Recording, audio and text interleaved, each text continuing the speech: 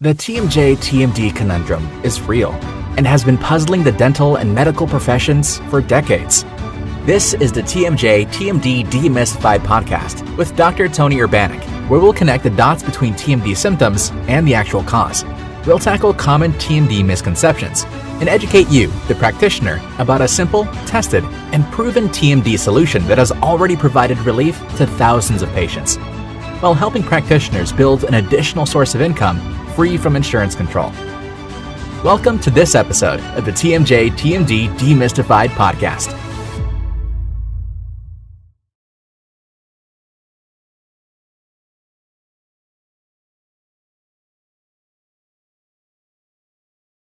Welcome, TMD warriors.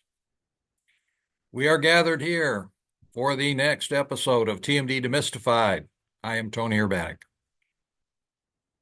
Today's topic and title is the need to deprogram false data regarding TMD. The need to deprogram false data regarding TMD. As you know, whether you are a provider listening to this episode or whether you are a patient listening to this episode or a potential patient who has the symptoms of TMD listening to this episode, there is a lot that is said and taught and available about this problem that everybody calls TMJ. And we won't go into again why they call it TMJ, basically because nobody's paying attention. Actually, they're not paying a whole lot of attention. But the problem is that a lot of the data that is out there is false data. It is inaccurate. It is inappropriate. It is I hate the word because it's overused.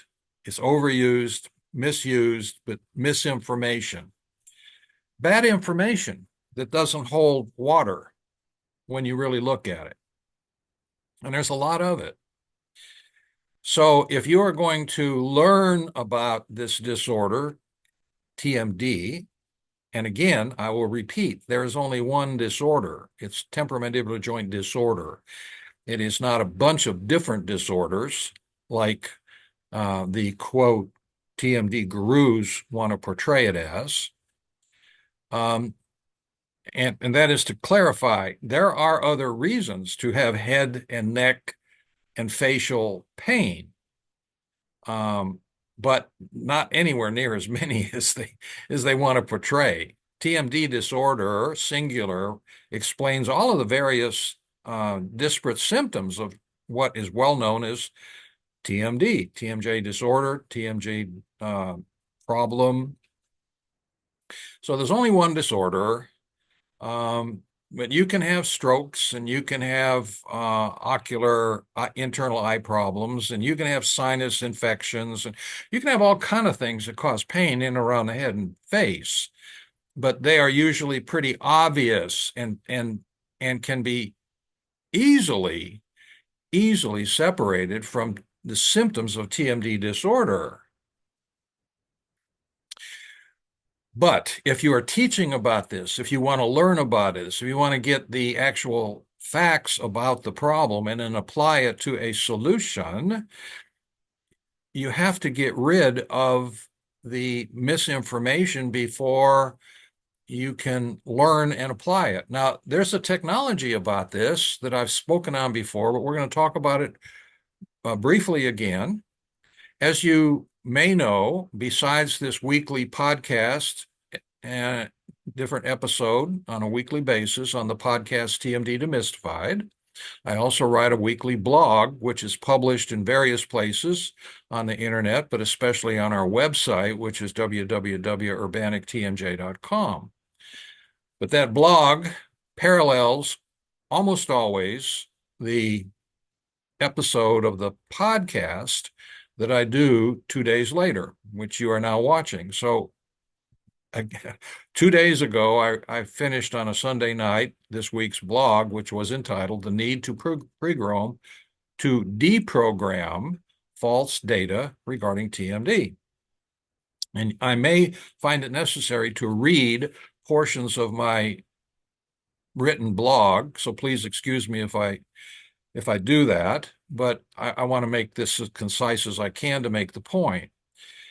So again, if you're trying to learn about TMD and actually come up with an actual solution and apply a solution for TMD that really works, if you're trying to compare it to other things that are inaccurate, false data, misinformation, you're doing yourselves a disservice, because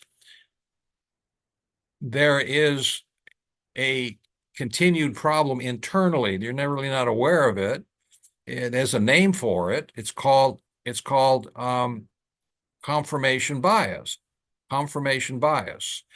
So let me define confirmation bias as it's defined, actually, definition defined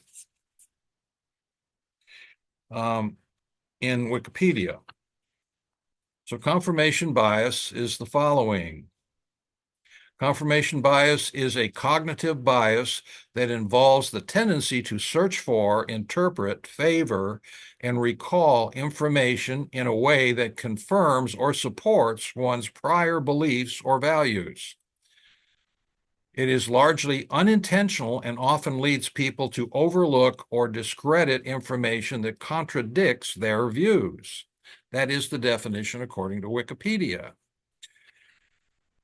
And it's unintentional, but if you're trying to teach a group a set of information that is totally different than what is out there, then it's very hard to listen to and actually get the facts that you're trying to develop, portray, or give. So I basically ask both, especially providers, especially dentists, who absolutely admit, the average dentist, and I mean 90, when I say average, we're not talking 50%, we're talking 98% of dentists know they are totally confused about this problem called TMD, but yet they are confused, but they hold certain facts that they are either told or taught or read or gotten off the internet or told by some other patient or another doctor, and they're holding these facts tight to their bosom as factual. But when you try to give a different set of facts that actually changes the paradigm of understanding the entire problem of TMD, then they constantly apply this thing called confirmation bias,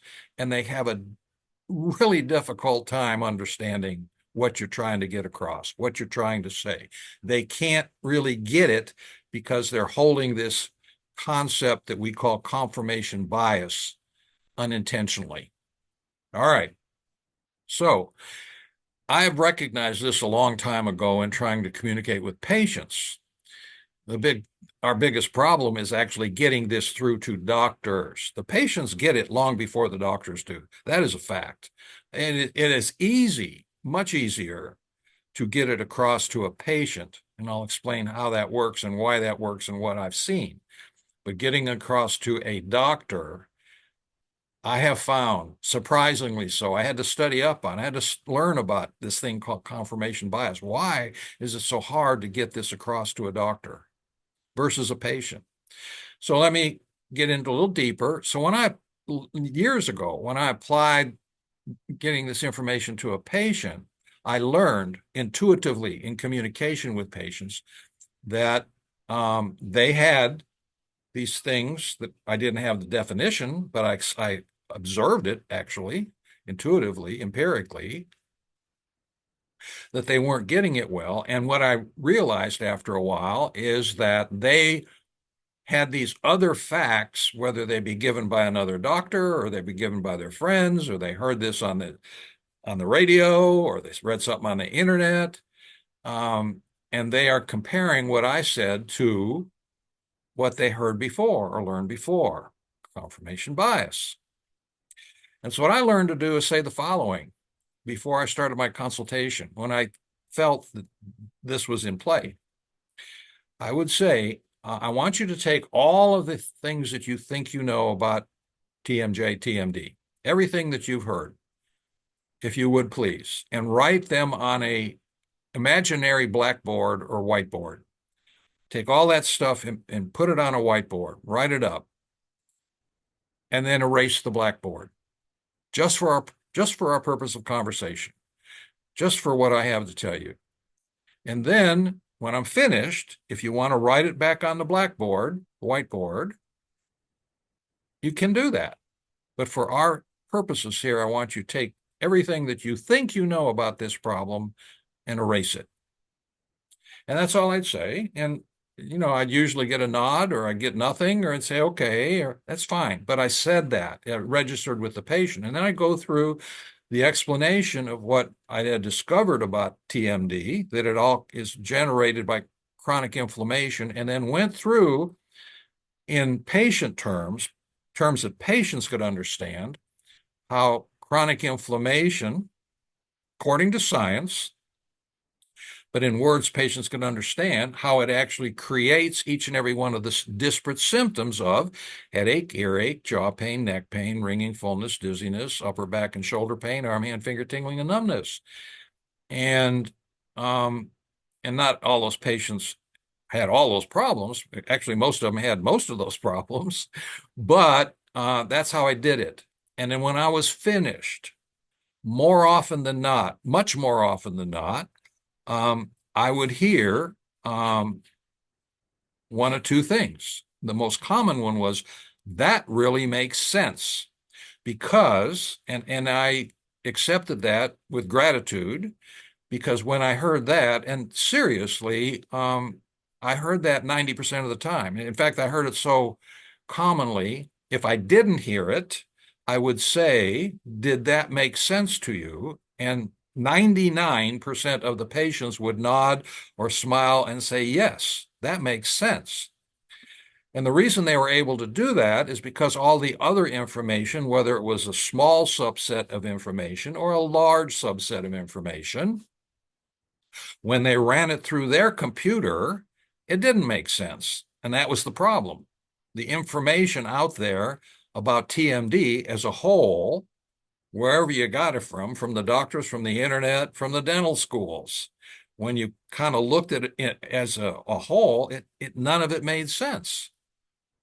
But when you explained it the way I explain it, based on the real cause, which is chronic inflammation creates all the symptoms, and they would look at me and they'd go, that makes sense.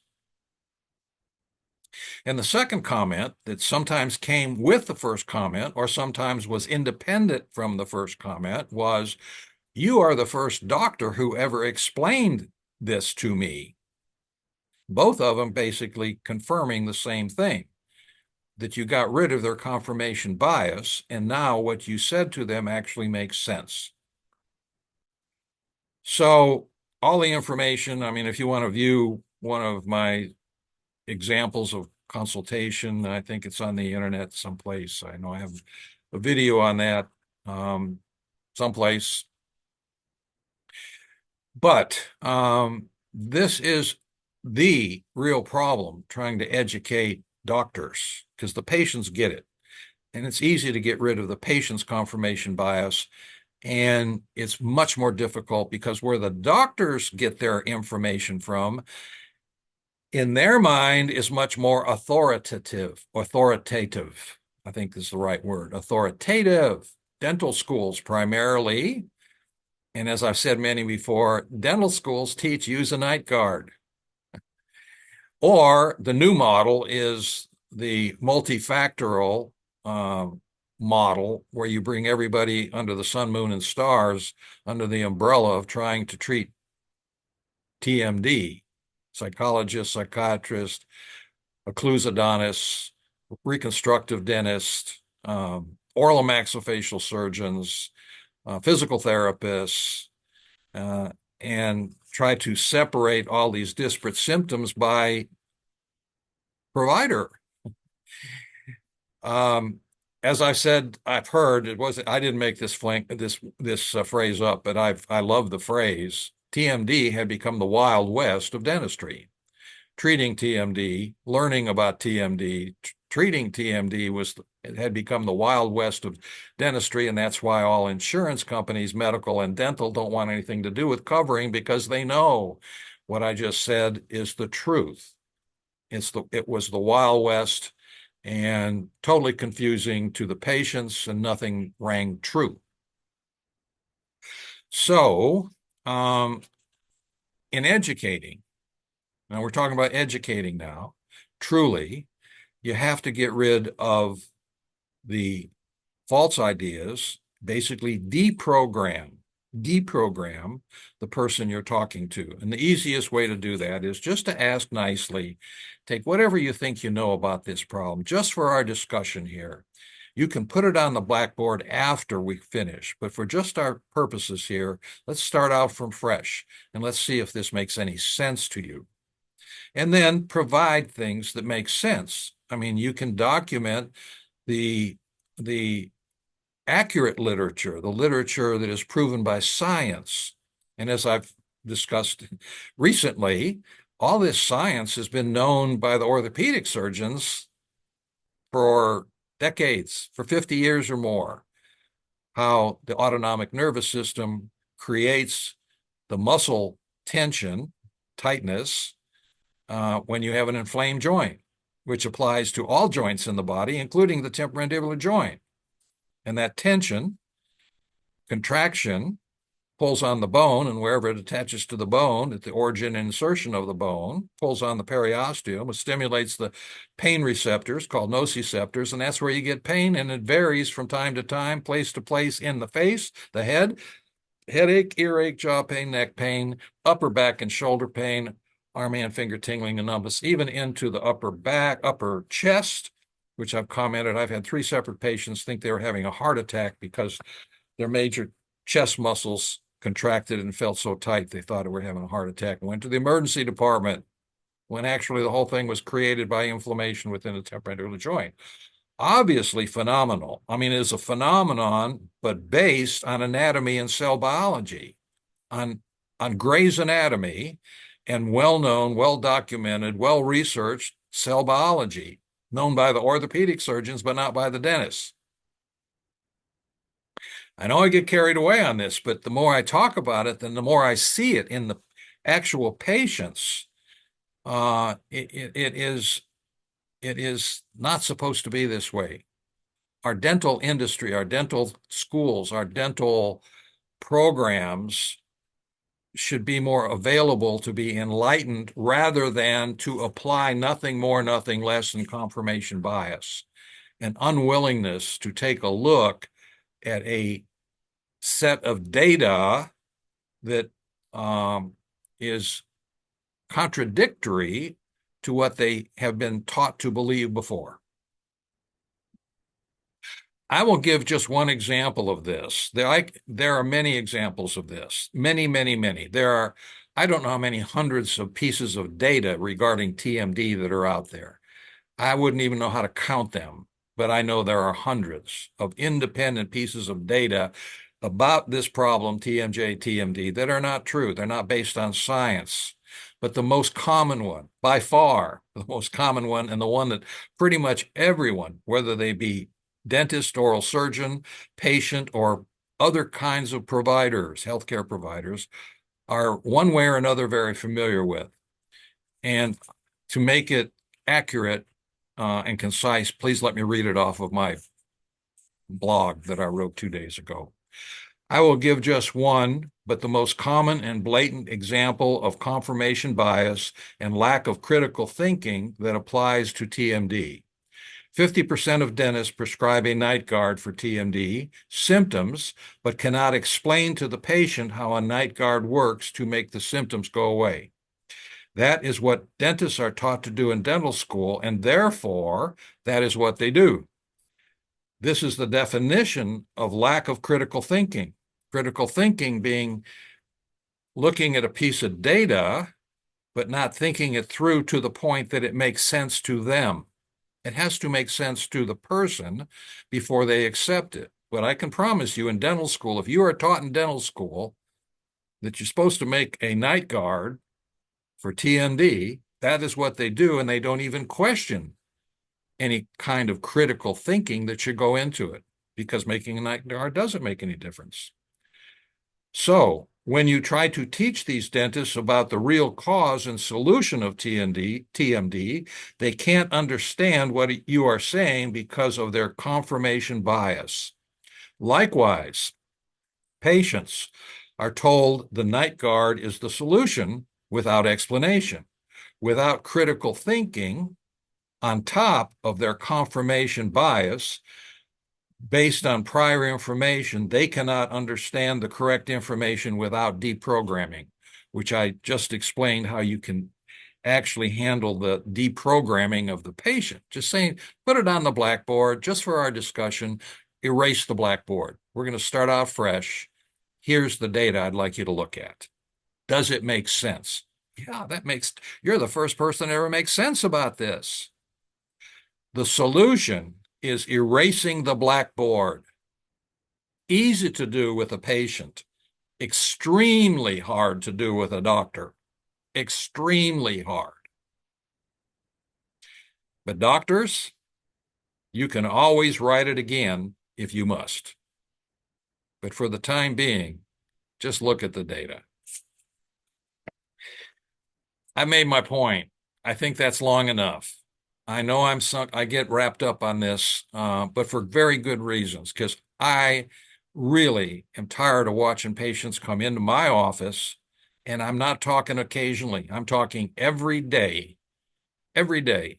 I still see people once a day in our really large practice treating TMD, but I still see people on Monday. And on a Monday, I will do anywhere between 5 and 8 consultations. And at least half of them, if not 2/3 of them, have been run around in circles for decades. Decades mean longer than 10 years, many of them 20 and 30 years. Run around in decades from doctor to doctor to doctor about their symptoms, which are valid symptoms. They know what their symptoms are. They describe their symptoms really well, which all boil down to that list of symptoms that I gave at the beginning of this episode. But they describe it in different words, but those are the symptoms. And they're run around by the medical and dental community in circles. And I had a patient yesterday. I asked, how many doctors have you seen over the past? She was into it. Let me see. She was 38. She was into it for about 10 years. She said 10 doctors. Half of them were, more than half of them were medical types, and 2/3 were medical types, and 1/3 were dental types, but still had no answers until she came in to see us. Run around in circles.